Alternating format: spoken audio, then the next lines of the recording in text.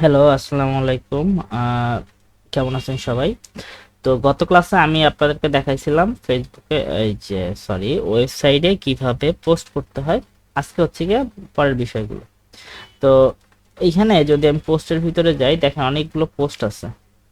এই পোস্টগুলো চাইলে এই যে 3টা পোস্ট আছে। এই পোস্টগুলো আমি এইখান থেকে চাইলে এখানে একটা, এখানে যদি আমি মাউসটা নেই অর্থাৎ মাউসটাকে হোভার করি, হচ্ছে গিয়ে এখানে দেখেন এডিট, কুইক এডিট, হ্যাঁ, ভিউ, এই অপশনগুলো আছে।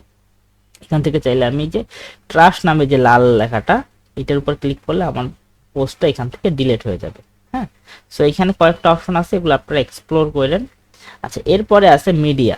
আমার ওয়েবসাইটে যতগুলো হচ্ছে গিয়ে ইমেজ আপলোড করা হয়, পোস্টের জন্য হোক, পেজের জন্য হোক বা বিভিন্ন কাজের জন্য হোক, যতগুলো ইমেজ, তারপরে ভিডিও, তারপর পিডিএফ ফাইল, বিভিন্ন কাজের জন্য যদি আপলোড করা হয়, সবগুলো হচ্ছে এই মিডিয়া থেকে দেখা যায়।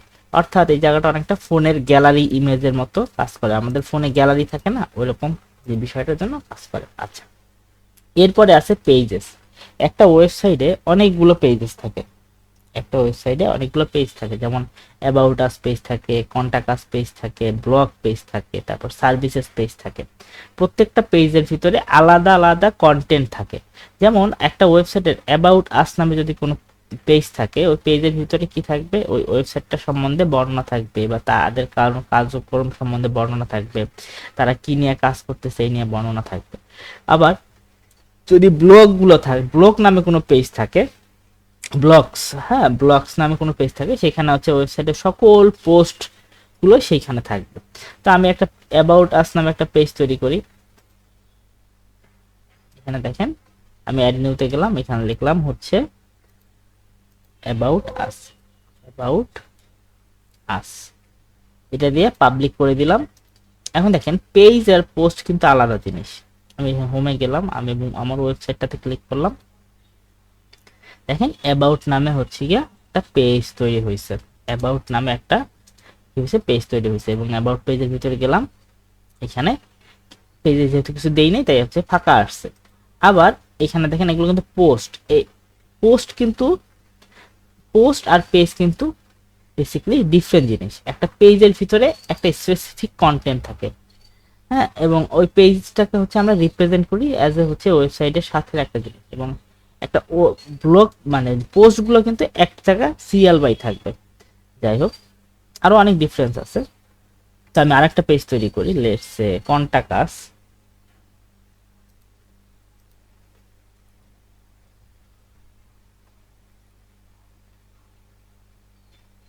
কন্টাক্ট আস, কন্টাক্ট আস। এখানে আমরা চাইলে হচ্ছে গিয়ে কন্টাক্ট আস সম্বন্ধে আমাদের ওয়েবসাইট সম্বন্ধে লিখে যদি পাবলিক করে দেই, তাহলে হচ্ছে গিয়ে আমরা হচ্ছে ওয়েবসাইটে যদি দেখি, দেখেন অ্যাবাউট আস, কন্টাক্ট আস নামে দুইটা পেজ তৈরি হয়েছে। যদিও কিছু নাই পেজের ভিতরে, কিন্তু আমরা ইন ফিউচারে দেখব। আচ্ছা, এরপরে আছে ওয়েবসাইটের কমেন্ট অপশন। অর্থাৎ আমার ওয়েবসাইটে যতগুলো পোস্ট পড়ছে, পোস্টের আন্ডারে যদি কোনো কমেন্ট আসে বা ইউজারের কোনো হচ্ছে গিয়ে প্রত্যেকটা পোস্টের আন্ডারে হচ্ছে কমেন্ট অপশন চালু করা যায়। কমেন্টগুলো সব আমরা এখান থেকে একসাথে হ্যান্ডেল করতে পারবো, রিপ্লে দিতে পারবো, চাইলে ডিলিট করে দিতে পারবো, স্প্যাম করতে পারবো, হ্যাঁ, সব কিছু হচ্ছে আমরা করতে পারবো। সো ওয়েবসাইটে পোস্টের নিচে যে কমেন্ট ফিল্ড আছে সবগুলো আমরা এইখান থেকে একসাথে দেখতে পারবো।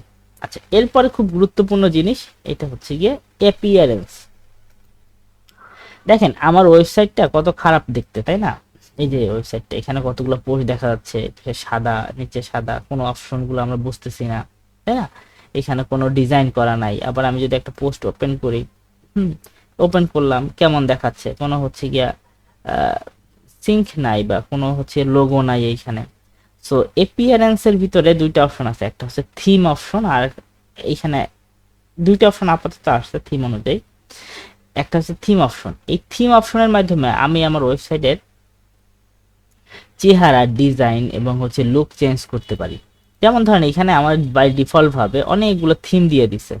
এইখানে একটা এই থিমটা অ্যাক্টিভ আছে, এই থিমটা দেখেন এই যে ছবিতে যেরকম দেখাচ্ছে, এই থিমটা কিন্তু বাস্তবে সেরকমই। দেখেন লেআউটটা সেরকমই। এখন লেটস সে আমি হচ্ছে গিয়ে লেটস সে হচ্ছে এখান থেকে ডিফল্ট ভাবে দেয়া থিমগুলোর ভিতর থেকে ধরেন আমি এই থিমটা বা হচ্ছে এই থিমটা অ্যাক্টিভ করলাম, জাস্ট অ্যাক্টিভ করলাম, আর কিছু করলাম না, অ্যাক্টিভ করলাম। দেখেন এখন দেখাচ্ছে এই থিমটা অ্যাক্টিভ হয়েছে। এখন আমি যদি আমার ওয়েবসাইটের পাশের ট্যাবে খোলা আমি যদি রিলোড দেই, দেখেন আমার ওয়েবসাইটটা চেঞ্জ হয়ে গেছে, দারুণ না? দেখেন ওয়েবসাইটটা চেঞ্জ হয়ে গেছে, এখন কিন্তু আগের থেকে অনেক সুন্দর লাগতেছে। এখানে লেখা আছে এবং এখানে হচ্ছে গিয়া আছে। আমি যদি হচ্ছে এখানে দেখেন নতুন অনেকগুলো অপশন আছে থিম অপশনের মধ্যে, patterns, customization, widgets, menu, header, background, theme editor, এই থিমটার সাথে এই অপশনগুলো আসছে। আমি আরেকটা যদি থিম লাগাই, যেমন ধরেন এই থিমটা অ্যাক্টিভ করি এবং এই পেজটাকে রিলোড দেই, দেখেন যে ওই থিমটার মতো সুন্দর না? এই থিমটা কিন্তু অনেক সুন্দর লাগতেছে। দেখেন about us, contact us, sample page, এই থিমটা কিন্তু এরকম আসছে এবং এখন কিন্তু ওয়েবসাইটটা খুব অর্গানাইজ লাগতেছে। দেখেন একটার পর একটা পোস্ট আছে, এবং হচ্ছে এখানে যদি অ্যাবাউট আসে যাই, অ্যাবাউট আসে আমার কিছু নাই, আমি যদি কিছু দিতাম তাহলে আসতো কন্টাক্ট আস। সো এখন কিন্তু ওয়েবসাইটটা সুন্দর লাগতেছে। আচ্ছা এখন দেখেন আমি যদি এই থিমটার, এখন এই থিমটা তো জাস্ট একটা চেঞ্জ হইলো, এখন আমি চাচ্ছি যে এই থিমের এই যে মাই টেস্ট সাইট এই লেখাটা চেঞ্জ করব।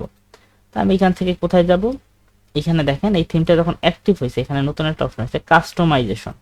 আমি কাস্টমাইজেশনে গেলাম, কাস্টমাইজেশনে যাওয়ার পরে দেখেন এখানে অনেকগুলো অপশন আছে, site identity, colour, header image, menu, widgets, home settings. আমি সাইট আইডেন্টিটিতে গেলাম, এইখানে দেখেন এখানে দেয়া আছে মাই টেস্ট সাইট। এখানে আমি যদি দেয়া লিখি নওশাদ 123, এটা পরিবর্তনটা কোথায় আসতেছে? এইখানে আসছে, দেখছেন? আচ্ছা।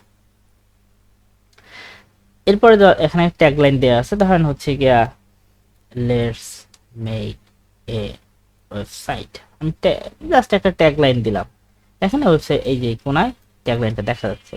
এবং সাইড আইকন আমি জাস্ট হচ্ছে গিয়া এটাকে সাইড আইকনটা পরে দেই, আমি হচ্ছে গিয়ে পাবলিক করে দেই। দেখেন এখন আমার ওয়েবসাইটটা যদি রিলোড দেই, দেখেন আমি যেটা দিচ্ছি এটা আসছে। এরপর আমি আবার ব্যাকে যাই, কালারস, এইখানে দেখেন একটা কালার আছে, ব্যাকগ্রাউন্ড কালার এইটা দেয়া আছে, তো আমি ব্যাকগ্রাউন্ড কালার লেটস লাল করে দিই। দেখেন ব্যাকগ্রাউন্ড কালার লাল হয়ে যাচ্ছে। আমি যদি এটাকে পাবলিক করে দিই, দেখেন আমার ওয়েবসাইটের ব্যাকগ্রাউন্ড কালার যে কালারটা দিচ্ছে ওই কালারটা হয়েছে। এরপরে হেডার ইমেজ, হেডার ইমেজ কোনটা? এই ইমেজটা। ধরেন আমি হেডার ইমেজ এইটা দিই, দেখছেন সুন্দর একটা হেডার ইমেজ হয়ে গেছে। আমি যদি চাই অন্য একটা হেডার ইমেজ দিব, লেটস আমি একটা হেডার ইমেজ এখানে আপলোড করি, মিডিয়াতে আপলোড করি।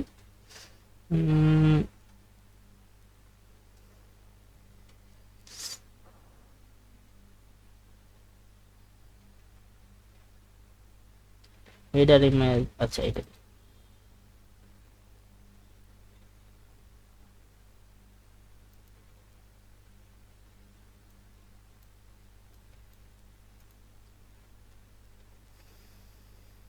দেখেন সুন্দর একটা হেডার ইমেজ আপলোড হয়ে গেছে। অবশ্যই সাইজের ব্যাপারটা খেয়াল রাখতে হবে। সুন্দর একটা হেডার ইমেজ আপলোড হয়েছে। আবার আমি হচ্ছে এটাকে রিলোড দেই, দেখেন সুন্দর একটা হেডার ইমেজ আপলোড হয়েছে। আচ্ছা আর কি কি অপশন আছে? ব্যাকগ্রাউন্ড ইমেজ, এখানে ব্যাকগ্রাউন্ড ইমেজ কিছু দেওয়া নাই। আমি যদি একটা ব্যাকগ্রাউন্ড ইমেজ দিয়ে দেখি কি হয়, দেখেন এই যে ব্যাকগ্রাউন্ডে এই ইমেজটা দেখাচ্ছে, আমার দেওয়ার দরকার নাই, খারাপ দেখাচ্ছে, ক্যান্সেল করে দিলাম। এবার আসে মেনু অপশন। এই মেনু অপশন নিয়ে আমি আপনাদেরকে আরো বিস্তারিত বলবো। মেনু অপশন কোনটা? এই যে মেনুটা, এই মেনু অপশনটা হচ্ছে কি এই মেনু অপশন। এখানে মেনু অপশন, এখানে বাই ডিফল্ট ভাবে কোনো মেনু দেয়া নাই, তাই যতগুলো পেজ তৈরি করতেছি সবগুলো এখানে এমনিতেই আসতেছে। কিন্তু বেসিক্যালি আমাদের কাজ হচ্ছে এখানে একটা মেনু তৈরি করে, একটা মেনুর সেট তৈরি করে এইটাকে দেখাই দেয়া যে আমি এইখানে কি কি দেখাইতে চাই। এবং আমাদের মেনু ওয়েবসাইটে অনেক জায়গায় মেনু ইউজ করতে হয়, এই মেনুগুলো আমরা এখানে ইউজ করে দেখব। এবং উইজার্টস আছে, এই উইজার্টস নিয়েও আমরা হচ্ছে গিয়া আরেকটা ভিডিওতে দেখব। আজকে আপনাদের কাজ হচ্ছে পেজ তৈরি করা এবং একটা থিম হচ্ছে গিয়ে অ্যাক্টিভ করে দেখা কি কি হচ্ছে গিয়ে এই করতে পারেন।